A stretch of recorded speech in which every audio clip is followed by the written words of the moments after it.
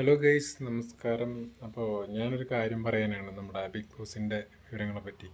സത്യം പറഞ്ഞപ്പോൾ big boss നോക്കാനോ live ഞാൻ കാണാറുണ്ട്. ഇപ്പോൾ കാണാൻ തോന്നുന്നില്ല. കാരണം അനുമോളാണ് ഫുൾ ടൈം അതിലെ വിഷയം. മനസ്സിലായോ? ഇത്രയധികം ആൾക്കാരെ തെറ്റിദ്ധരിപ്പിക്കുകയും തെറ്റായ രീതിയിൽ മറ്റുള്ളവരെ പറ്റി മോശമായി ചിത്രീകരിക്കാനൊക്കെ ശ്രമിക്കുകയും ചെയ്യുന്ന ഒരു സ്ത്രീ അവിടെ നിലനിന്ന് പോകുന്നത് തന്നെ PR-ൻ്റെ പവറോടാണെന്ന് നമുക്ക് നല്ല രീതിയിൽ ചിന്തിക്കുന്നവർക്ക് അറിയാൻ പറ്റും. പിന്നെ ഈ ആൾക്കാരെ അങ്ങോട്ടും ഇങ്ങോട്ടും ബോഡി ഷെയിം ചെയ്ത് കളിയാക്കുന്ന ആ പരിപാടിയിലൂടെയാണ് ഇവരൊക്കെ ഫേമസായി വന്നത്, അനുമോളും അങ്ങനെയുള്ള ആൾക്കാരൊക്കെ.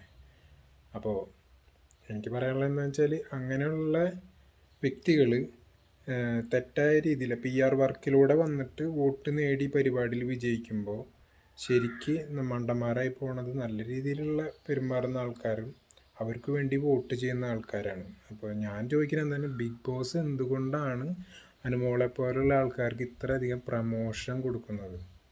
ഏത് നേരവും അവരെയാണ് കാണിക്കുന്നത്. മനസ്സിലായി? മറ്റുള്ളവർ അവിടെ സംസാരിക്കുന്നുണ്ട്, മറ്റുള്ളവർക്കും വിഷയങ്ങളുണ്ട്, അവർ സംസാരിക്കുന്നുണ്ട്. പക്ഷേ ഈ ഒരു പെൺകുട്ടിയെ മാത്രം എന്തുകൊണ്ട് കാണിക്കുന്നു? അത് തെറ്റായൊരു കാര്യമാണ്. മറ്റുള്ളവർക്കും അവർ പറയുന്നതും കേൾക്കാൻ നമ്മളൊക്കെ ആഗ്രഹമുണ്ട്. നമ്മൾ ഈ 24 അവർ പൈസ മുടക്കിയിട്ടാണ് എടുക്കുന്നത്. മനസ്സിലായോ?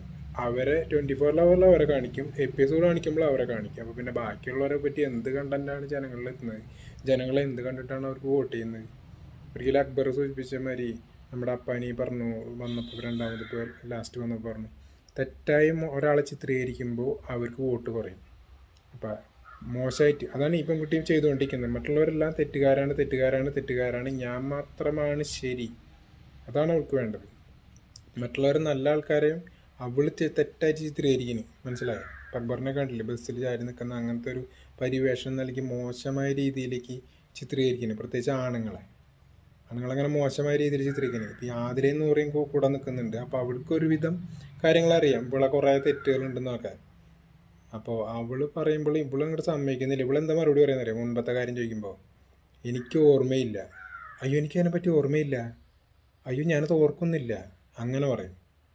അത് തെറ്റായ. അപ്പോൾ അവൾക്ക് കത്തണം എന്താണ്, ഞാൻ പറഞ്ഞത് തെറ്റാണ്, അതിപ്പോൾ ഞാനത് സമ്മതിച്ചു കൊടുത്താൽ എന്താണ്, എനിക്കും തെറ്റ് പറ്റുന്നുണ്ടെന്ന് ജനങ്ങളറിയും. അപ്പോൾ എന്താണ്, ഓർമ്മയില്ല എന്നങ്ങോട്ട് പറഞ്ഞു കഴിഞ്ഞാൽ അതങ്ങോട്ട് വിട്ടു. മനസ്സിലായേ? അപ്പോൾ അങ്ങനെ തെറ്റായ ഒരാൾ PR കിട്ടിയതിൽ കപ്പടിക്കുമ്പോൾ യാതൊരു വാല്യൂ ഇല്ല ഈ പ്രോഗ്രാമിന്. മനസ്സിലായേ? തെറ്റായ രീതിയിലുള്ള ഈ 7ൻ്റെ പണി എന്ന് പറഞ്ഞാൽ ശരിക്കും പ്രേക്ഷകർക്ക് കിട്ടിയ 7ൻ്റെ പണിയായിട്ടാണ് എനിക്ക് തോന്നുന്നത്, ഇത് കാണാതിരിക്കുന്നവർക്ക്. അപ്പോൾ എൻ്റെ അഭിപ്രായത്തോട് യോജിക്കുന്നവർ എൻ്റെ ചാനലും സപ്പോർട്ട് ചെയ്യുക, ലൈക്ക് ചെയ്യുക, സബ്സ്ക്രൈബ് ചെയ്യുക. Okay, thank you.